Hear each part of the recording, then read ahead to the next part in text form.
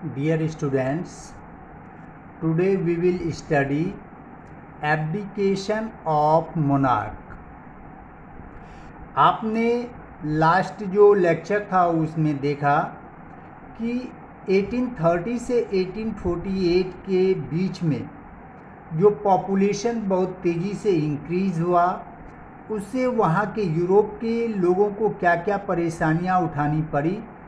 और जब 1830 में पूरे यूरोप में आर्थिक मंदी आई तो उसके फलस्वरूप लोगों में जॉब की खोज के लिए विलेज से तेज़ी से वे सिटीज़ की ओर मूव किए थे और स्लम एरियाज में रहने लगे थे।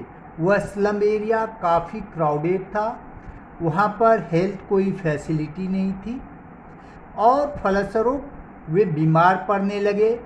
रोजगार के अभाव के कारण वहाँ पर बहुत तेज़ी से करप्शन बढ़ा था। इसके फलस्वरूप वहाँ के लोगों में मोनार्की रूल के प्रति जो एक नफ़रत की भावना आई, इसके अगेंस्ट में लोग यूनाइट हुए और मोनार्की रूल को समाप्त करने का प्रयास किया। इसी के बारे में हम पढ़ेंगे। The rise of food price or a year of bad harvest led to widespread pauperism in town and country. In 1848, food shortage and widespread unemployment brought the population of Paris out on the road. Barricades were erected and Louis Philippe was forced to flee. Rise of food price, जब population बढ़ा तो उसके कारण food price बहुत तेज़ी से बढ़ा और इसके अतिरिक्त एक साल हार्वेस्ट यानी फार्मिंग जो है वह डिस्ट्रॉय हो गया। वहाँ पर प्रोडक्शन, एग्रीकल्चरल प्रोडक्शन नहीं हुआ, जिसके कारण जो फूड ग्रेन्स के प्राइस थे वह बहुत तेज़ी से बढ़ा और 1848 में food shortage and wide spread unemployment, food shortage और अनएम्प्लॉयमेंट के कारण population of Paris out on the road, लोग नाराज होकर, पेरिस के लोग नाराज होकर रोड पर आ गए। बैरिकेड्स को तोड़ा गया और लुई फिलिप को छोड़कर, गद्दी छोड़कर भागने के लिए मजबूर किया गया। अब यह लुई फिलिप कौन था? आपने देखा था कि 1789 में जो फ्रेंच रेवोल्यूशन हुआ था, लुई 16 उस समय किंग थे, वे बॉर्बन डायनेस्टी के थे और इस आंदोलन के बाद 1879 का जो मूवमेंट हुआ था उसके बाद मोनार्कियल रूल को समाप्त कर दिया गया था।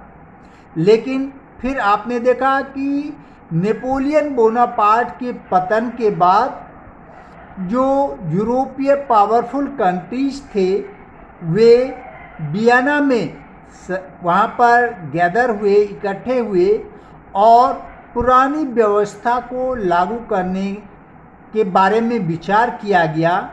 इसी के फलस्वरूप बॉर्बन वंश के ही लुई फिलिप को फ्रांस की गद्दी पर बैठाया गया था। A national assembly proclaimed a republic and granted suffrage to adult males above 21 and guaranteed the right to work. अब जब लुई फिलिप का शासन अंत हो गया तो वहाँ के क्रांतिकारी ने नेशनल असेंबली को रिपब्लिक घोषित किया और जो 21 ईयर्स से जितने भी बड़े मेल्स थे उसे सफ्रेज का, suffrage mean right to vote, vote देने का अधिकार दिया गया और सभी को वर्क की गारंटी दी गई, राइट टू वर्क की गारंटी दी गई। Events of February 1848 in France had brought about the abdication of the monarch. जो फरवरी 1848 में फ्रांस में यह जो आंदोलन हुआ, इसके फलस्वरूप जो मोनार्क्स थे उसके शासन के अंत के रूप में माना जाता है। नेक्स्ट हम देखेंगे अब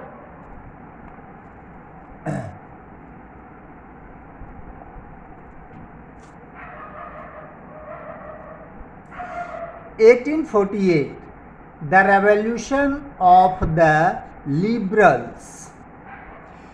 In other parts of Europe like Germany, Italy, Poland and Austro-Hungarian Empire, men and women of the liberal middle class combined their demands for creation of a nation state based on constitution, freedom of press and freedom of association।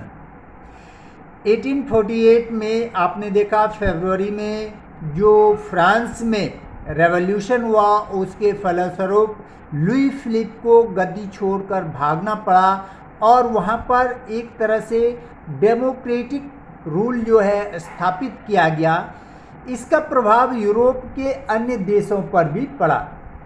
Europe के अन्य देश जैसे Germany, Italy, Poland, Austro Hungarian empire जो थे, वहाँ के man और women जो लिबरल मिडिल क्लास के थे, वे जो है कंबाइंड रूप से गैदर हुए और वहाँ पर डिमांड रखा कि नेशन स्टेट का निर्माण किया जाए, नेशन स्टेट। और यह कॉन्स्टिट्यूशन, वहाँ जो रूल हो कॉन्स्टिट्यूशन के आधार पर। अब कॉन्स्टिट्यूशन के आधार पर रूल होने का अर्थ है कि वहाँ पर डेमोक्रेसी को लागू करना। इसके पहले आप देखते हैं कि वहाँ पर मोनार्कियल रूल था और मोनार्कियल रूल में जो मोनार्क्स होते थे, किंग्स होते थे, उनकी विल ही रूल हुआ करती थी, कोई कॉन्स्टिट्यूशन नहीं हुआ करता था। फ्रीडम ऑफ प्रेस, प्रेस की स्वतंत्रता एंड फ्रीडम ऑफ एसोसिएशन, और एसोसिएशन की स्वतंत्रता की मांग की गई। तीन मेन क्या क्या था? कॉन्स्टिट्यूशन के आधार पर नेशन स्टेट का निर्माण करना, प्रेस की स्वतंत्रता और फ्रीडम ऑफ एसोसिएशन। आप जानते हैं कि मोनार्कियल रूल में किसी भी प्रकार के एसोसिएशन बनाने की स्वतंत्रता नहीं होती थी, इसीलिए यहाँ पर इंडिपेंडेंट रूप से एसोसिएशन बना सके, इसकी भी डिमांड की गई। अब मे रेवोल्यूशन के बारे में हम पढ़ेंगे। On 18 May 1848, 831 elected representatives marched in a festive processions to take their place in the Frankfurt Parliament convent in the Church of St. Paul. They drafted a constitution for a German nation to be headed by the monarchy subject to a parliament. अब आप यहाँ पर देखेंगे कि monarchial rule रहा लेकिन head रहेगा parliament. It means indirectly you can say कि वहाँ पर डेमोक्रेसी रूल की स्टार्ट की गई, यानी पार्लियामेंट कहाँ पर होता है? डेमोक्रेसी में, जहाँ पर कि इलेक्टेड रिप्रेजेंटेटिव होते हैं। तो 18 मई 1848 में 831 जो इलेक्टेड रिप्रेजेंटेटिव थे, वे फ्रैंकफर्ट पार्लियामेंट में गए and convened in the church of saint Paul. They drafted a constitution, वहाँ पर जाकर उन्होंने एक कॉन्स्टिट्यूशन का निर्माण किया। किसके लिए? जर्मन नेशन के लिए। और यह निर्धारित किया गया कि मोनार्की रूल रहेगी, लेकिन उसके ऊपर किसका? पार्लियामेंट का अधिकार रहेगा। इट मीन्स पार्लियामेंट्री गवर्नमेंट की स्थापना की व्यवस्था की गई। When the deputies offered the crown on these terms to Frederick Wilhelm IV, King of Prussia. He rejected it and joined other monarchs to oppose the elected assembly. Prussia एक उस समय powerful state था और वहाँ पर monarchial rule था, और जो जर्मनी के जो रेवोल्यूशनरीज थे वे फ्रेडरिक विल्थम को अपना हेड बनाकर पूरे जर्मनी को यूनाइट करके वहाँ पर एक elected government, it means democratic government बनाने के लिए जो है उनके सामने एक प्रस्ताव रखा, जिसे फ्रेडरिक विल्थम ने ये मना कर दिया, और जो कि ये प्रूशिया के किंग थे उन्होंने इसे मना कर दिया, और वे अदर मोनार्क से जुड़कर इन जो नए जो व्यवस्था लाने का, यानी इलेक्टेड रिप्रेजेंटेटिव के द्वारा जो पार्लियामेंट्री गवर्नमेंट की स्थापना की व्यवस्था करने का विचार किया जा रहा था, उसे कुचलने के लिए आपस में समझौता करने लगे। ओके।